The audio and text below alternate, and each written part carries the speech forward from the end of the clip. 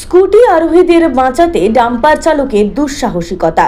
বৃহস্পতিবার 19 নম্বর জাতীয় সড়কে পেয়ালা আশ্রমের কাছে মালিয়ারা থেকে ছাই বোঝা একটি ডাম্পারের সামনে আচমকায় আসানসোলগামী একটি স্কুটির টায়ার পাংচার হয়ে যায়।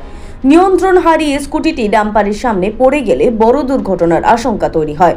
তৎক্ষণাৎ ডাম্পার চালক জীবনের ঝুঁকি নিয়ে ডিভাইডারের ব্যারিকেড ভেঙে গাড়িটি ডিভাইডারের উপরে তুলে দেন। তার এই দুঃসাহসিকতায় অল্পের জন্য প্রাণে বাঁচেন স্কুটিতে থাকা স্বামী স্ত্রী ও তাদের কন্যা সন্তান। ঘটনায় সামান্য আঘাত পেলেও তাদের বড় কোনো ক্ষতি হয়নি। দুর্গাপুর ও মুচিপাড়া ট্রাফিক গার্ডের তৎপরতায় আহতদের প্রাথমিক চিকিৎসার জন্য দুর্গাপুর মহকুমা হাসপাতালে নিয়ে যাওয়া হয়। ডাম্পার চালক সম্পূর্ণভাবে অক্ষত রয়েছেন। স্কুটিতে তিনজন আসছিল, আমি ডাম্পার ড্রাইভার। আস্তে আস্তে ওরা তিনজনে দেখলাম অটোমেটিক পড়ে গেল আমার গাড়ির সামনে। আমি দেখছি ওরা তিনজনে মরে যাবে, ওদেরকে বাঁচাবার জন্য পুরো গাড়ি বাইরে আমি নিয়ে নিয়েছিলাম। হ্যাঁ, আমি বলে যদি আমার গাড়ি পাল্টি হয়ে গেলে মালিক আমাকে নামাই দিবে, যা হোক এটা হয়ে যাবে, কিন্তু তিনজন তো বাঁচিয়ে যাবে। এইবার আমি পুরো গাড়ি বাইরে আপনার কিছু দেখলাম ডাম্পারটা একটা মানে নর্মাল স্পিডে আসছিল।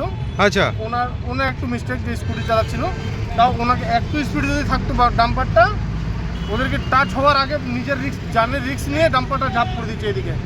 ড্রাইভার নিজের কোনো চিন্তা ভাবনা করেনি যে আমার কি হবে, একদম ডিভাইডার ইয়ে করে দিয়েছে ডাম্পারে ড্রাইভার বাঁচানোর জন্য।